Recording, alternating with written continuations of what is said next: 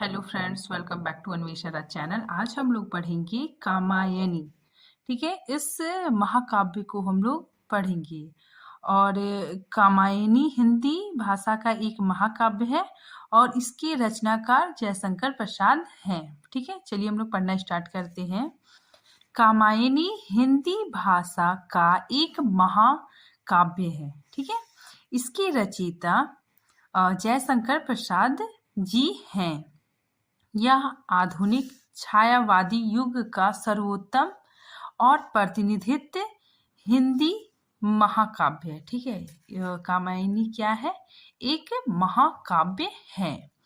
प्रसाद जी की यह अंतिम काव्य रचना 1936 ईस्वी में प्रकाशित हुई। ठीक है, और चिंता से प्रारंभ कर आनंद तक 15 सर्गों के इस महाकाव्य में है। ठीक है, तो इसमें बताया जा रहा है कि इस महाकाव्य में चिंता से प्रारंभ होता है, ठीक है, और आनंद तक समाप्त हो जाता है। तो इसमें कुल 15 सर्ग पाए जाते हैं। अधिकतर स्रोतों के अनुसार कामायनी का प्रकाशन 1935 में हुआ। ठीक है, मतलब कहीं कहीं मतलब माना जाता है कि 1935 में इसका प्रकाशन हुआ था। ठीक है, जैसे एग्जाम में कभी कभी 1936 ऑप्शन में देता ही नहीं है। ठीक है, 1935 दिया रहता है। ठीक है, तो इसको भी आप लोग मान सकते हैं। ठीक है, ये भी मतलब सही होगा। इसीलिए यहाँ पे बताया जा रहा है कि अधिकतर स्रोतों के अनुसार कामायनी का प्रकाशन 1935 ईस्वी में हुआ था। ठीक है, लेकिन कुछ कहीं कहीं 1936 और 1937 भी देखने को मिलता है। ठीक है, तो अब हम लोग इसको थोड़ा विस्तार से पढ़ते हैं। प्रकाशन कब हुआ था? 1935 ईस्वी में। ठीक है, छायावादी युग में लिखी गई यह महाकाव्य है। ठीक है, इसकी भाषा साहित्यिक खड़ी बोली में लिखी गई है। ठीक है, और इसमें मुख्य रस शांत रस पाया जाता है। ठीक है, तो इसमें शांत रस और श्रृंगार रस भी देखने को मिलता है। शैली इसकी शैली प्रतीकात्मक है। दर्शन, ठीक है, अगर दर्शन की बात करें तो इसमें शैव दर्शन देखने को मिलती है और प्रभिज्ञा दर्शन देखने को मिलता है। ठीक है, अब हम लोग प्रतीकों के बारे में बात करते हैं कि श्रद्धा क्या है? ये हृदय को माना गया है। ठीक है, मनु किसको? मतलब मन को माना गया है, मनु। ठीक है, ईड़ा बुद्धि का प्रतीक है। श्रद्धा काम गोत्र की बालिका है। ठीक है, और इसी वजह से इसे कामायनी कहा जाता है। ठीक है, ये काम गोत्रजा यानी कामायनी है श्रद्धा। ठीक है, आगे देखिए मनु कौन है? प्रलय में बचा एकमात्र व्यक्ति। ठीक है, जब प्रलय हुआ था तो उसमें एकमात्र व्यक्ति जो बचा था वो मनु था। ठीक है, फिर हम लोग आगे देखते हैं ईड़ा क्या है? ये बुद्धि का प्रतीक है। ठीक है, शाश्वत प्रदेश की रानी। ठीक है, ये जो ईड़ा है ये शाश्वत प्रदेश की रानी है। नेक्स्ट हम लोग देखते हैं मानव एक पात्र है। ये कौन है? श्रद्धा और मनु का एकमात्र संतान है। ठीक है, अब देखिए 1936 में प्रकाशित छायावाद का प्रतिनिधित्व महाकाव्य है। ठीक है, तो ये 1936 में प्रकाशित छायावादी महाकाव्य है। 1937 में कामायनी के लिए जयशंकर प्रसाद जी को हिंदी साहित्य सम्मेलन, ठीक है, ये याद रखिएगा आप लोग, हिंदी साहित्य सम्मेलन द्वारा मंगला प्रसाद पारितोषक से सम्मानित किया गया था। ठीक है, मतलब मंगला प्रसाद पारितोषक से इन्हें सम्मानित किया गया था। ठीक है, ये मतलब जो ज्ञानपीठ पुरस्कार मिलता है उसी के जैसा ये मंगला प्रसाद पारितोषक है। ठीक है, तो उससे जयशंकर प्रसाद को सम्मानित किया गया था। ठीक है, हिंदी साहित्य सम्मेलन के द्वारा। आगे देखिए, कामायनी की रचना में प्रसाद जी को 7 या 8 वर्षों का लंबा समय लगा था। ठीक है, मतलब इसकी रचना में प्रसाद जी को मतलब लगभग 7 वर्ष लगा था। कामायनी का मुख्य शांत रस है। ठीक है, कामायनी में मुख्य शांत रस है।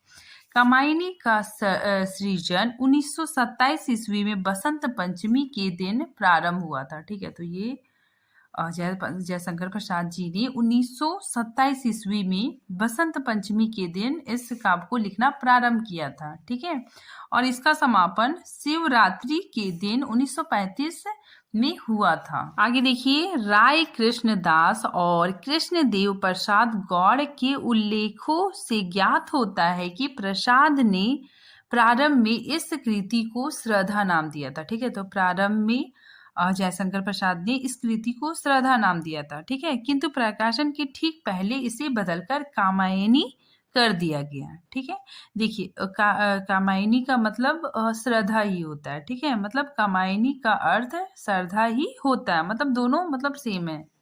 कामायनी की कथा का मूल आधार शतपथ ब्राह्मण, ठीक है, शतपथ ब्राह्मण से लिया गया है। ठीक है, कामायनी की कथा का अन्य आधार, ठीक है, मतलब मूल आधार तो शतपथ ब्राह्मण है और अन्य आधार कहाँ से लिया गया? ऋग्वेद, ठीक है, छंदोग, उपनिषद,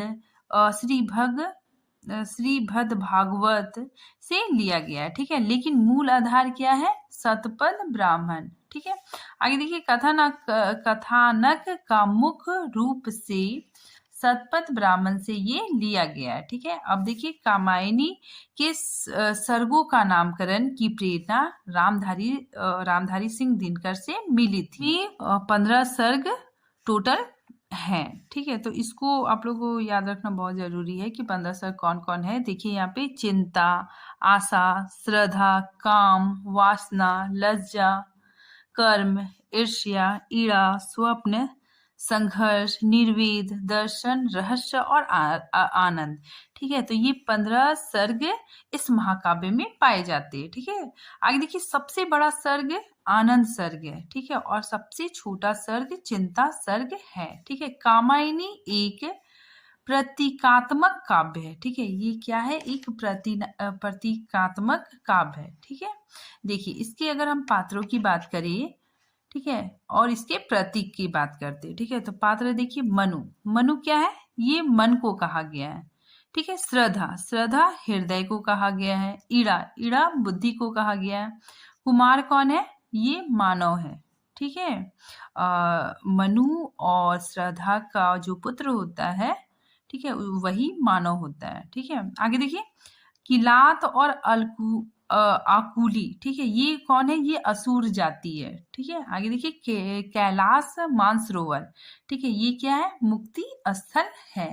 वृषभ बैल, ये क्या है? ये धर्म का प्रतीक है। ठीक है, मुक्ति बोध, ठीक है, मुक्ति बोध इसे कामायनी फैंटेसी है। ठीक है, ये कौन कहता है? मुक्ति बोध। कामायनी की कथा के 4 सोपान। ठीक है, ये जो कामायनी महाकाव्य है, इसके 4 सोपान मुख्य है। ठीक है, कौन कौन है? देखिए, जल प्लावन और मनु। ठीक है, पहला दृश्य यही है। नेक्स्ट है मनु, श्रद्धा, मिलन और गृहस्थ जीवन। ठीक है, नेक्स्ट है मनु ईड़ा मिलन। ठीक है, इसमें क्या होता है कि मनु ईड़ा मिलन और शाश्वत नगर की घटना। ठीक है, और एक लास्ट है मनु का कैलाश यात्रा। ठीक है, तो इसी 4 बिंदु में कामायनी कथा का समापन हो जाता है। ठीक है, आगे देखिए, कामायनी का चिंता सर्ग। ठीक है, चिंता सर्ग 1928 के सुधा पत्रिका में प्रकाशित हुआ था। ठीक है, मतलब सुधा पत्रिका में छपा था। कामायनी की श्रद्धा का पूर्व संस्करण उर्वशी, ठीक है, उर्वशी माना जाता है। नेक्स्ट देखिए, कामायनी की पूर्व पठिका प्रेम पथिक को माना जाता है। नेक्स्ट देखिए, कामायनी न सिर्फ आधुनिक काव्य का सबसे महत्वपूर्ण रचना है, यहाँ उपन्यास नहीं होगा, यहाँ पे रचना होगा।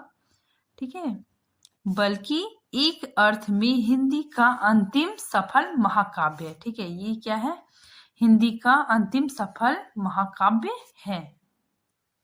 अब हम लोग देखते हैं संक्षेप में कामायनी की कथा। ठीक है, सबसे पहले इसके पात्रों को देखते हैं। सबसे पहले देखिए, मनु कामायनी के प्रमुख पात्र हैं। ठीक है, जो देव जाति का एक पुरुष है। ठीक है, ये जो मनु है, ये देव जाति का ही पुरुष है।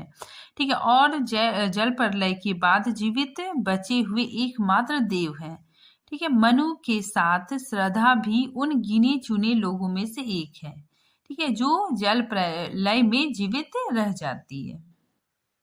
आगे देखिए, श्रद्धा काम गोत्र की कन्या है। ठीक है, इसीलिए उसका नाम कामायनी पड़ा। ठीक है। इड़ा एक और प्रमुख पात्र है, ठीक है। इड़ा एक और प्रमुख पात्र है, वो शाश्वत प्रदेश की रानी है, ठीक है। इड़ा क्या है? शाश्वत प्रदेश की रानी है। मनु और श्रद्धा का पुत्र मानव है, ठीक है।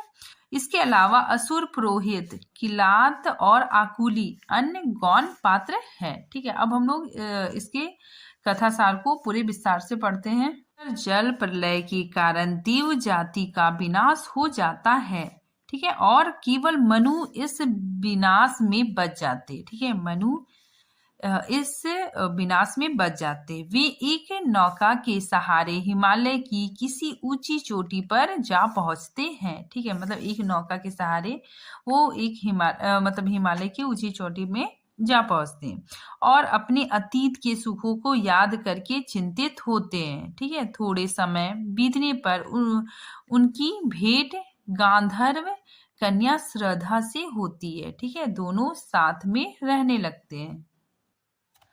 असुर, पुरोहित, किलात और आकुली के बहकावे में आकर मनु पशु बलि देते हैं, ठीक है। मतलब ये असुर जाति के थे और मनु को मतलब बहलाने से मतलब मनु ने क्या किया था? पशु की बलि दिए थे, ठीक है। इस हिंसा के श्रद्धा को इस हिंसा से श्रद्धा को बहुत कष्ट होता है, ठीक है। मतलब श्रद्धा पशुओं को बहुत प्रेम करती थी, ठीक है। और जिस पशु को श्रद्धा ने पाला था उसी पशु को मनु ने क्या किया था? पशु बलि दे दिया था, ठीक है। तो इसी वजह से श्रद्धा को बहुत दुख होता है, किंतु मनु उन्हें समझा बुझाकर शांत कर देते हैं, ठीक है। समय बीतने पर श्रद्धा गर्भवती होती है, ठीक है। उन्हें अपनी भावी संतान से अत्यधिक मोह हो जाता है, ठीक है। तो श्रद्धा को अपने आने वाले बच्चे के प्रति बहुत ज्यादा लगाव हो जाता है, ठीक है। मनु अपने आप को उपेक्षित महसूस करने लगता है, ठीक है। और वह श्रद्धा को छोड़कर चला जाता है। मनु शाश्वत प्रदेश पहुंचते हैं, वहां उनकी भेंट उस प्रदेश की रानी इड़ा से होती है। इधर मनु इड़ा के साथ मिलकर शाश्वत प्रदेश का पुनः निर्माण करते हैं, ठीक है। तो मनु और इड़ा मिलके मतलब शाश्वत प्रदेश का पुनः निर्माण करते हैं, ठीक है। उधर श्रद्धा एक पुत्र को जन्म देती है, ठीक है, जिसका नाम मानव रखा जाता है। आगे देखिए, मनु अपनी चंचलता के कारण, ठीक है, मनु अपनी चंचलता के कारण मनु अपनी चंचलता के कारण, ठीक है, मनु अपनी प्रवृत्ति के कारण इड़ा पर अधिकार जमाना चाहता है, ठीक है।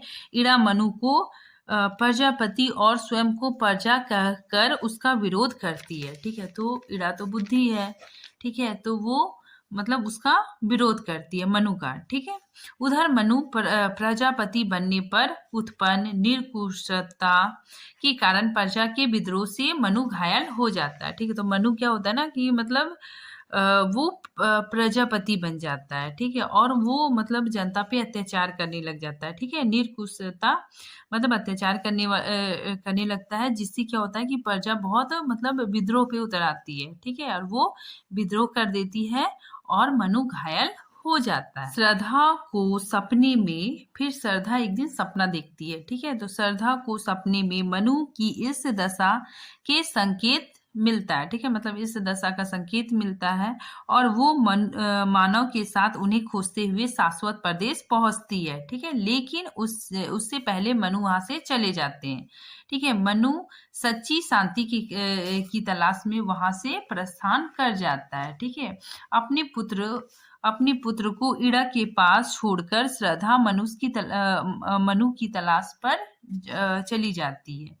शाश्वत नदी के किनारे श्रद्धा को मनु से भेंट होती है, ठीक है। श्रद्धा के दार्शनिक विचारों से मनु की चेतना जागृत होती है, ठीक है, और उन्हें नृत्य करते हुए भगवान शिव की छवि दिखाई देती है। मनु श्रद्धा से प्रार्थना करते हैं कि मुझे उन चरणों तक ले चलो। श्रद्धा मनु को साथ लेकर कैलाश की ओर प्रस्थान करती है, ठीक है। एक समतल स्थान पर पहुंचकर मनु को 3 ज्योति बिंदु दिखाई पड़ते हैं, ठीक है, जो वास्तव में भावलोक, कर्मलोक और ज्ञान लोक के प्रतीक है। श्रद्धा मनु को इन तीनों लोकों के रहस्य को समझाती है, ठीक है। वो कहती है कि इच्छा, ज्ञान और क्रिया में सामंजस्य ना होने के कारण ही मनुष्य दुखी रहता है। श्रद्धा की मुस्कान से एक ज्योति रेखा निकलती है, ठीक है, जिससे भावलोक, कर्मलोक और ज्ञान लोक एकाकार हो जाते हैं, ठीक है, तथा इच्छा, ज्ञान और क्रिया में संतुलन स्थापित हो जाता है। इस बिंदु पर आकर मनु के सारे द्वंद्व, ठीक है, सारे द्वंद्व और उलझने समाप्त हो जाती है, ठीक है। वो शांति और आनंद में लीन होकर अनाहत नाद का अनुभव करते हैं, ठीक है। अब आगे देखिए, कुछ वर्षों के बाद ईड़ा, मानव और शाश्वत नगर के निवासी भी कैलाश पर्वत पहुंच जाते हैं। ये सभी मनु और श्रद्धा के दर्शन करते हैं, ठीक है। मनु कैलाश की ओर संकेत करते हुए कहते हैं कि अब यहाँ कोई भी पराया नहीं है, ठीक है, सब कुछ ब्रह्ममय है। जड़ और चेतना सभी समरसता के द्वारा आनंद प्राप्त करते हैं, ठीक है। आगे देखिए, कैलाश पर्वत पर जाकर सभी के आपसी भेदभाव, ईर्ष्या, द्वेष आदि का अंत हो जाता है, ठीक है। पारस्परिक अभिन्नता का अनुभव, जड़ चेतना में आदैत्व के दर्शन, सर्वत्र एक चेतना की विद्यमानता का आभास होता है, ठीक है। संपूर्ण सृष्टि में शिव का स्वरूप प्रतिबिंब यानी शिव का स्वरूप दिखाई देने लगता है, ठीक है। अखंड और घनीभूत आनंद में डूब जाते हैं। कामायनी में अन्नमय कोश से ज्ञानमय कोश की कथा है, ठीक है। अन्नमय कोश मतलब भौतिकवाद, ठीक है, भौतिकवाद जो मनुष्य मतलब भौतिक चीजों का मतलब भोग करता है, ठीक है। तो भौतिकवाद से आध्यात्मिकवाद की तरफ जाना है, ठीक है। आध्यात्मिक वाद मतलब यानी आनंदवाद। प्रलय और उसके बाद मानव सृष्टि, ठीक है, मानव सृष्टि के विकास की कथा ही कामायनी का आधार कथा है, ठीक है। आगे देखिए, मानवीय चित्तवृत्तियों के मानवीकरण के माध्यम से समरसतावाद एवं आनंदवाद का संदेश है, ठीक है। इसमें देखिए कामायनी का क्या संदेश है, अभेदवाद, ठीक है, समरसतावाद और आनंदवाद कामायनी का मुख्य उद्देश्य है, ठीक है। अब देखिए, अनेक विद्वानों ने अपने अपने मत दिए हैं, ठीक है। सबसे पहले हम लोग निराला को देखते हैं। निराला क्या कहते हैं, रहस्यवाद का पहला महाकाव्य है। ये क्या है, रहस्यवाद का पहला महाकाव्य है।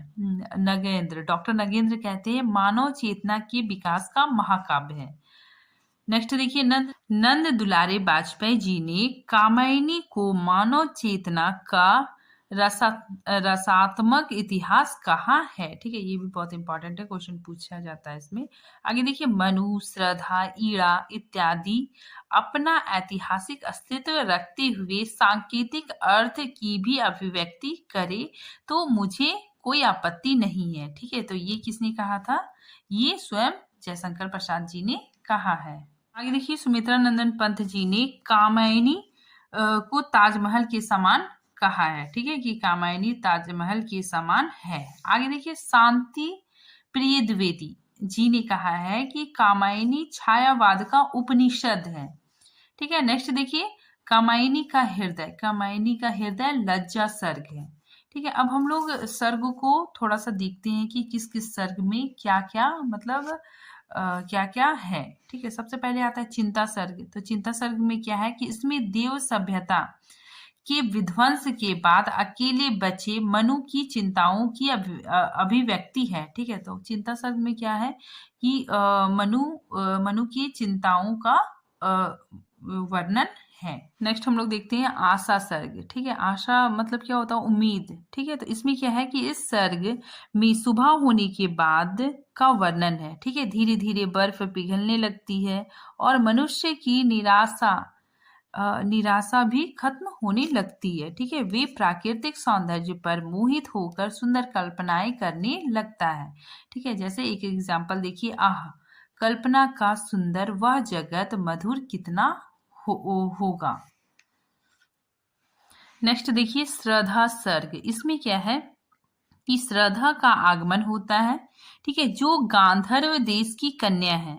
ठीक है, ललित कलाओं के आकर्षण के कारण हिमालय की ओर से आई हुई है। ठीक है, उसे देखते ही मनु के हर्षपूर्ण विस्मय होता है। ठीक है, मतलब उसे मनु को बहुत खुशी होती है। ठीक है, इसके बाद श्रद्धा के आंतरिक और बाह्य सौंदर्य का चित्रण कवि ने किया है। ठीक है, नेक्स्ट हम लोग देते हैं काम सर्ग।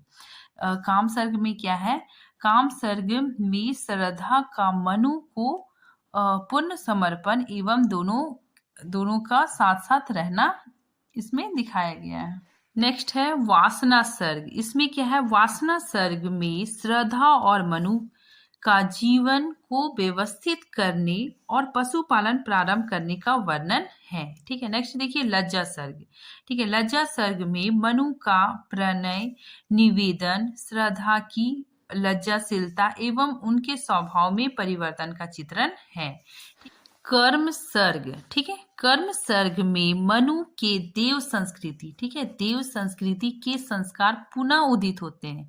ठीक है, मतलब देव, उनका जो देव संस्कृति है वो फिर से जाग जाता है। ठीक है, और आकुली और किलात जो कौन थे, असुर पुरोहित थे। ठीक है, इसके माध्यम से मनु श्रद्धा के पलित पशु का बलि चढ़ाता है। ठीक है, मतलब मनु क्या करता है, श्रद्धा ने जिस पशु को पाला था उसी की बलि चढ़ा देता है। ठीक है, जिससे श्रद्धा को बहुत ही मतलब दुख हुआ था।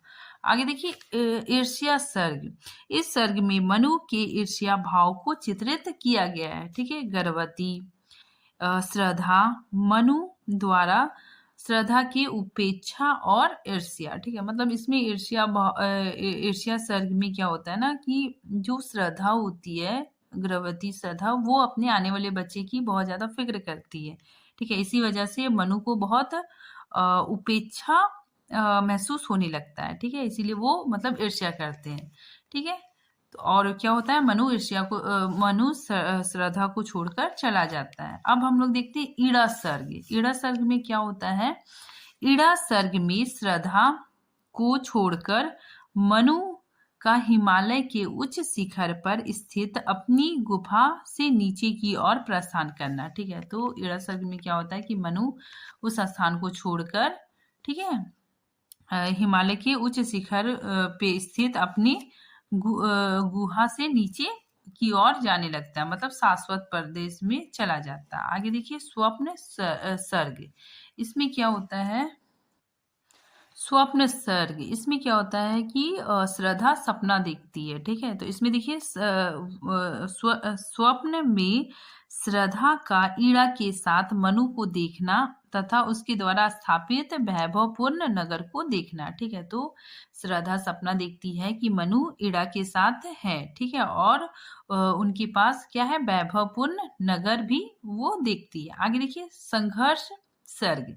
इसमें क्या होता है कि संघर्ष सर्ग में शाश्वत प्रदेश जहाँ की रानी ईड़ा है, ठीक है, वो अशांत वातावरण हो जाता है। ठीक है, और मनु वहाँ के प्रजापति बन जाते हैं और वे मतलब जनता पे निरकुशता मतलब उस पर अत्याचार करने लगते हैं। ठीक है, और फिर शाश्वत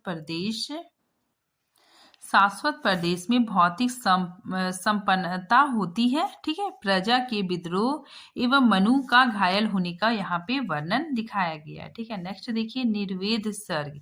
इसमें निर्वेद सर्ग में मनु को खोजते हुए श्रद्धा का आगमन।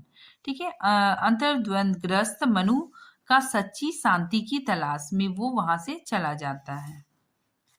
दर्शन सर्ग। दर्शन सर्ग में श्रद्धा का अपने पुत्र को ईड़ा के पास छोड़कर श्रद्धा का मनु की तलाश पर प्रस्थान दिखाया गया। ठीक है, देखिए सरस्वती नदी के किनारे तपस्या में लीन मनु का दर्शन श्रद्धा करती है। ठीक है, श्रद्धा का हर स्थिति में मनु के साथ रहने का संकल्प, मनु का शांति की खोज में जाने का लक्ष्य, श्रद्धा का भी साथ जाने की तत्परता इसमें दिखाया गया है। ठीक है, श्रद्धा की पावन प्रेम युक्त बातें सुनकर मनु के हृदय में श्रद्धा भाव जागृत। ठीक है, कि कैलाश पर्वत पर नटराज शंकर का नृत्य करते हुए दिखाई देना। ठीक है, अनहद नाद सुनाई देना। ठीक है, इन सब चीजों का वर्णन दर्शन शास्त्र में दिखाया गया है।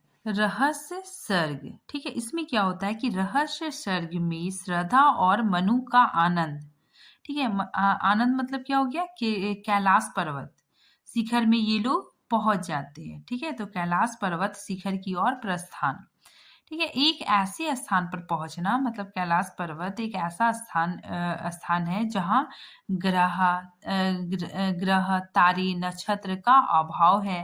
ठीक है, भूमंडल की रेखा का अदृश्य है। ठीक है, यहीं पे श्रद्धा का मनु को इच्छा लोक, कर्म लोक और ज्ञान लोक से परिचित करवाना है।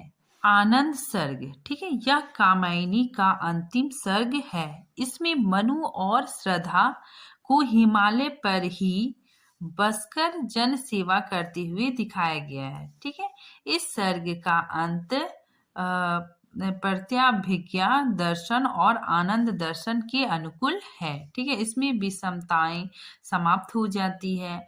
आंतरिक समन्वयन होने से समरसता की स्थिति बनती है। ठीक है, आज के लिए टॉपिक इतना ही है। Thank you friends.